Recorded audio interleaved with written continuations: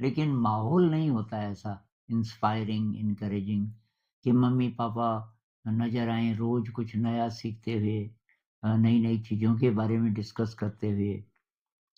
ऐसा नज़र नहीं आता। और जिन परिवारों में ऐसा माहौल होगा, 1000 में से 1 आध कोई होगा, तो वहाँ वो बच्चे सीखते रहते हैं। लेकिन फिर आ जाता है स्कूल, और स्कूल हमारी जिज्ञासा को धीरे, धीरे, धीरे खत्म कर देता है, क्योंकि थोपी हुई चीज़ें ज़बरदस्ती, अब होमवर्क करो, ये पढ़ो, वो पढ़ो, कई-कई टीचर। तो जब तक हम 25 एक साल तक पहुँचते हैं, एक सर्वे किया नासा ने।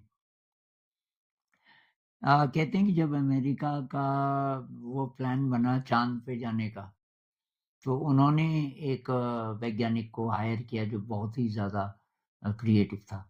तो उसने कहा जी वो तो ठीक है, पर मुझे कुछ बहुत क्रिएटिव साइंटिस्ट चाहिए, बहुत नए प्रकार के। उन्होंने बोला अब ढूँढो।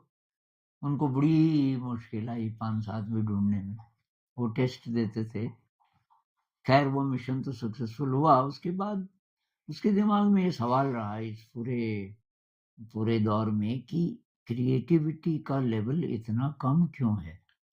क्रिएटिव लोग दुनिया में इतने कम क्यों हैं? क्या बचपन से ही कुछ क्रिएटिव होते हैं और कुछ नहीं होते?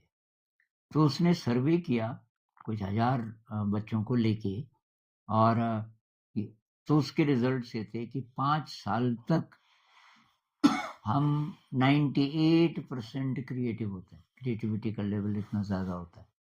25 साल तक पहुँचते-पहुँचते 2 ही प्रतिशत रह जाता है क्रिएटिविटी का लेवल ऑन एन एवरेज। तो अब हम हो गए 25 साल से ऊपर, तो ये मान के चलना चाहिए कि अब दोबारा से ज़िंदा करना पड़ेगा अपने आप को। तो अब मेरे हिसाब से एक तो कोई ऐसी चीज़ से हम शुरू करें जो बहुत इंस्पायरिंग हो। उदाहरण के लिए आपने वो पढ़ा जोनेथन लिविंगस्टन सीगल, रिचर्ड बाख की ये किताब है, शायद 80s की लिखी हो। जोनेथन लिविंगस्टन सीगल, पतली सी है, आप उसको पढ़ना। उसको आप छोड़ नहीं पाओगे शायद।